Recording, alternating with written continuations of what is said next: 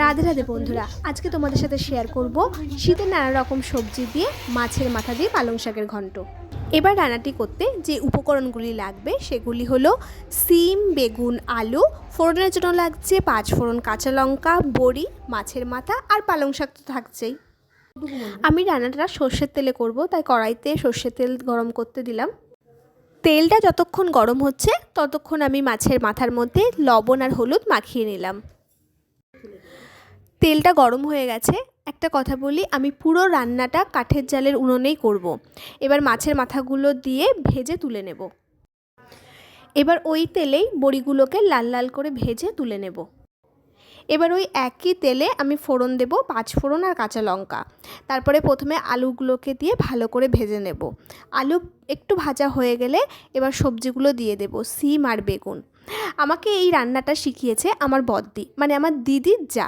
আমার দিদির যা আমাকে এই রান্নাটা এইভাবে করতে শিখিয়েছে। আলুটা বেশ ভাজা ভাজা হয়ে গেছে। এবার আমি বেগুন আর সিম দিয়ে দেব এবং তার সাথে দেব পরিমাণ মতন লবণ আর হলুদ দিয়ে ভালো করে সবজিগুলোকে নাড়াচাড়া করে ভাজা ভাজা মতন করব। সবজিগুলো ভালো করে ভাজা হয়ে গেছে। এবার এর মধ্যে পালং শাকগুলো দিয়ে দেব। আমাকে আমার বদ্দি বলেছিল গ্যাসের জাল থেকে নাকি কাঠের উনুনের জালে রান্নার স্বাদ বেশি ভালো হয়।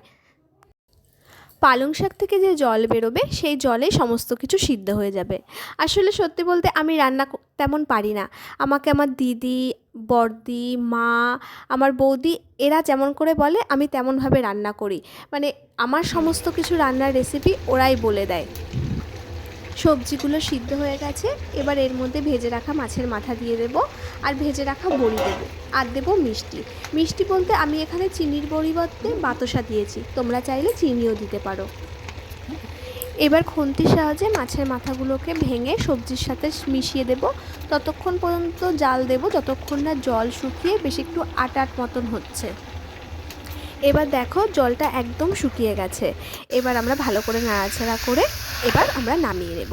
আমার পালং শাক দিয়ে মাছের মাথার ঘন্ট একদম রেডি।